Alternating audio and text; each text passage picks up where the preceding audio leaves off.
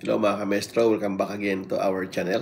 Mag-vlog muna tayo bago ako lumarga. Medyo masama ang pakiramdam ko ngayon kaya kailangan kong maagang umalis. But sabi ko mag-vlog muna ako.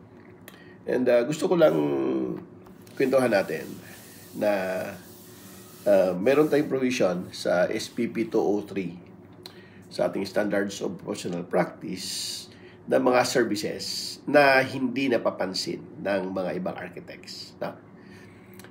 Karamihan sa atin ay nakafocus doon sa design. And marami rin arkitekto kasi na hindi nakakakuha ng kliyente sa design.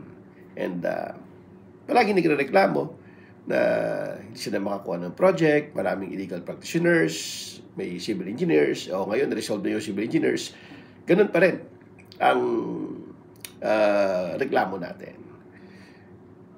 Hindi natin masisisi kasi baka kasi lack din ng marketing strategies. No? Kasi kailangan mo rin ng marketing strategies sa paghanap ng kliyente. No? Hindi pwedeng nakaupo ka lang sa bahay mo, mag-expect ka na may magpapagawa sa'yo. Diba? So, kailangan mo rin umalis, kailangan mong mamasyal kung saan yan, at mamasyal ka kung saan sa tingin mo mayroong prospect clients. No? Hindi yung magmo-mall ka lang tapos kung ano yung tinitingnan mo sa mall. Diba? So, palagi ko sinasabi na kailangan mo lumabas, hindi mo kailangan maging komportable na nakaupo ka lang. Hindi mo kailangan mag-opisina ng buong araw. Kasi ang kliyente, lalo na halimbawa, no?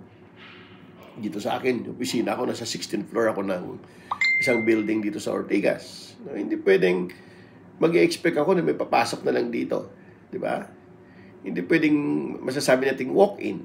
No? Hindi katulad sa mga at-home office na nasa public, no, outside subdivisions, na pwedeng daanan ng publiko at pagka nakita yung kanyang office shingles, pwedeng pumasok na makapag-inquire nga. Dito wala. Diba?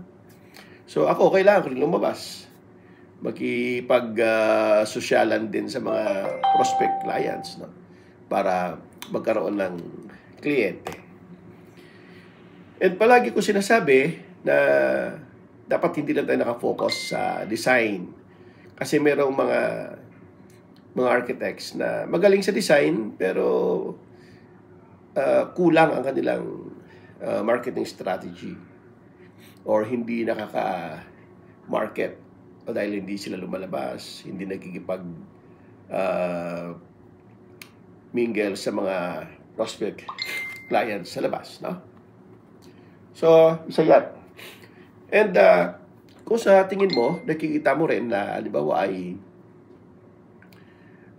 hindi ka masyadong nag-i-excel doon sa design, maghanap ka ng ibang allied opportunities, no? Or sinasabi nga natin yan sa ating standards of professional practice na we have also an allied anong term natin doon? Allied specialty, no? Or allied specialized services. At nakapaloob yan sa ating SPP 203. No? For example, ako madalang din ang pumapasok ngayon na project sa design.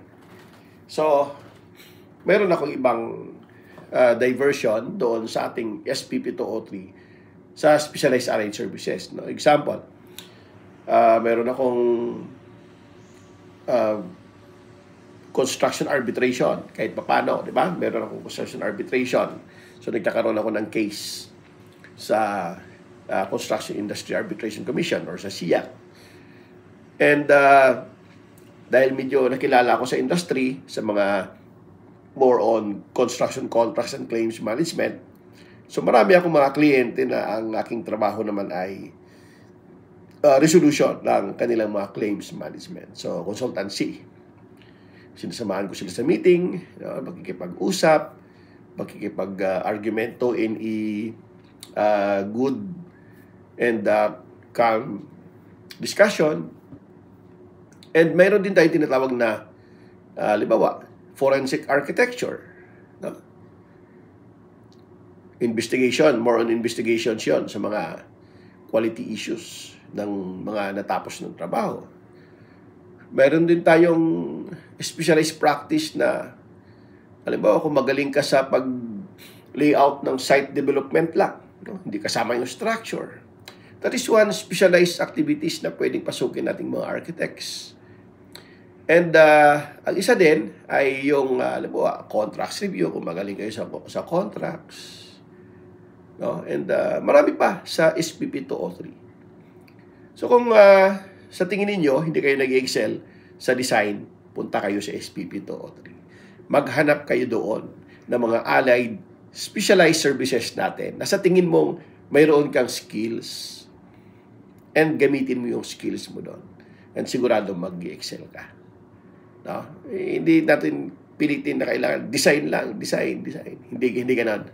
No? Kasi sa totoo lang, palagi ko ito sinasabi, ang lisensya natin is only bread and butter. Na legal tayo nagpa-practice ng profession. Pero sa paghanap buhay, hindi mo kailangan pumili na kailangan gusto ko mag-design lang ako. Kailangan gusto ko sumikat na katulad ako ni Frank Lloyd Wright, katulad ako ni Royal Pineda, katulad ako ni kung sino pa mga sikat na arkitekto. Hindi mo masasabi kasi magkakaiba tayo ng direction sa buhay. So tingnan mo, no, kung saan ka, sa tingin mo, mayroong strength doon sa ibang aspeto ng practice ng profession natin. Yun ang pasukin ninyo. SPP 203. Tingnan ninyo, mga colleagues. So hanggang dito lang muna tayo, no? At medyo masama na talaga yung pakiramdam ko at kailangan ko nang lumarga. Magandang hapon sa lahat.